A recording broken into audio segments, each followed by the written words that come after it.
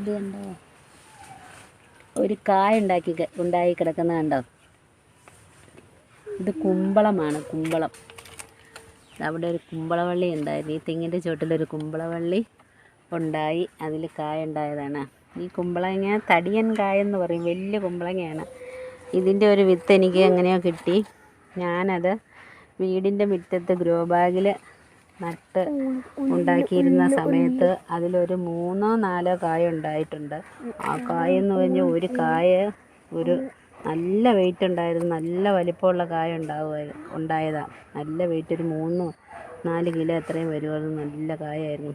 എൻ്റെ പഴയ വീഡിയോയിൽ അതുണ്ടെങ്കിൽ ഞാൻ നിങ്ങളെ കാണിച്ചു തരാം കായയുടെ വലിപ്പം. ഈ വർഷമല്ല, കഴിഞ്ഞ വർഷമല്ല, അതിന് മുമ്പിൽ ഒരു 2024-ലൊക്കെയാണെന്ന് തോന്നുന്നു. ആ സമയത്ത് ഉണ്ടായ കായ ഇത്, തടിയൻ കായ. ഇതിന് നല്ല വലിപ്പം വെച്ചിരുന്നു. ഇതിപ്പം ഈ തെങ്ങിൻ്റെ ചുവട്ടിൽ താനെ ഉണ്ടായത്. എങ്ങനെയോ അതിൻ്റെ വിത്ത് എങ്ങനെയൊക്കെ ഇവിടെ കൊണ്ടിട്ട് വേസ്റ്റൊക്കെ കൊണ്ടിടുന്ന സമയത്ത് എങ്ങനെയോ കിടന്ന് താനെ മുളച്ചതാകാൻ വഴിയുണ്ടിത്. ഞാൻ നട്ടതല്ല. എന്നാലും ഇത് കണ്ടപ്പോൾ എനിക്ക് സന്തോഷം. ആ വിത്തിൽ നിന്നും, ആ കായിൽ നിന്നും വിത്തെടുത്ത് എനിക്ക് മുളപ്പിച്ചെടുക്കണമെന്ന് നോക്കിയിട്ട് സാധിച്ചില്ലായിരുന്നു. ഞാൻ മുളപ്പിക്കാൻ വെച്ചത് അത് വല്ലാതെ ഉണങ്ങിപ്പോയി. കാലം കഴിഞ്ഞ് പാകിയപ്പോഴത് മുളച്ചിട്ടുണ്ടായില്ലായിരുന്നു. പിന്നെ ഇപ്പോൾ ഇതിനെ കണ്ടപ്പോൾ എനിക്ക് വലിയ സന്തോഷമായി. ഞാനിത് എടുക്കണം, പാകമായെങ്കിൽ ഞാനിത് എടുക്കാം. കണ്ടോ ഈ വീഡിയോയിൽ ഈ കായ കാണാമല്ലോ, ഇതാ നല്ല ഭംഗിയുണ്ട്, നല്ല കായ. ഇതിലിങ്ങനെ സാധാരണ നാടൻ കുമ്പളങ്ങ പോലെ ഇങ്ങനെ പൗഡർ പോലത്തെ പൊടി ഉണ്ടാവില്ല.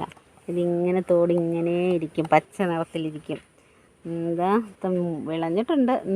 ഇങ്ങനെ നഖം വെച്ച് നുള്ളി നോക്കിയിട്ട് താഴുന്നൊന്നുമില്ല. തോടിന് നല്ല കട്ടിയൊക്കെ വെച്ചിട്ടുണ്ട്. അപ്പോൾ ഇത് പാകമായിട്ടുണ്ട്, മുറിക്കാം. ഞാനത് മുറിക്കാനും കൂടിയാണ് വന്നത്. ഈ സംഭവം എൻ്റെ കൂട്ടുകാരെ ഒന്ന് കാണിച്ചു തരാമെന്ന് കരുതി ഞാൻ വന്നതാണ്. കുറച്ച് 2-3 പൂവും ഒക്കെ ഉണ്ടായതായിരുന്നു. പക്ഷേ അത് ഞാൻ ശ്രദ്ധിച്ചുകൊണ്ടിരിക്കുകയും മഴ കൂടുതലായിരുന്ന സമയത്ത് അത്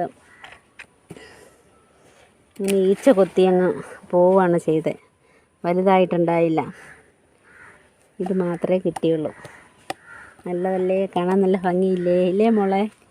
ഓക്കെ.